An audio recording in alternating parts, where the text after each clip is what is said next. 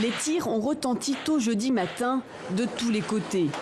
Les hélicoptères et les blindés de la police étaient mobilisés pour une vaste opération anti-drogue dans cette favela de Rio, considérée comme une base du plus important gang de trafiquants de la ville.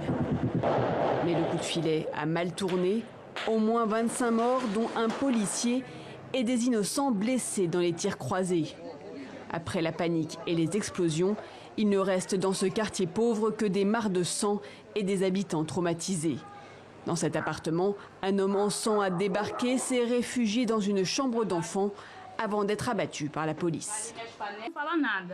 Ils n'ont pas laissé le temps aux garçons de dire quoi que ce soit. Ma seule réaction a été de protéger ma famille. Ma fille de 9 ans a tout vu. Elle ne voudra plus jamais dormir dans cette chambre. La police se défend de toute impréparation. Elle exhibe sa saisie, des fusils, des mitraillettes, des pistolets, des grenades, des milliers de munitions et une grande quantité de drogue. 6 personnes ont aussi été arrêtées. Les trafiquants de drogue commettent une série de délits, recrutent des mineurs pour travailler dans le trafic, détournent des trains. Pour opérer, nous nous appuyons toujours sur beaucoup de planification, avec de nombreux protocoles. Et nous avons mené 10 mois d'enquête.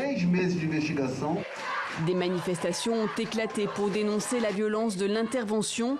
Selon un site spécialisé, 25 morts, c'est le plus lourd bilan pour une opération policière à Rio depuis au moins 5 ans. Une opération menée malgré l'interdiction par la Cour suprême de mener des raids policiers dans les favelas pendant la pandémie, sauf en cas de circonstances absolument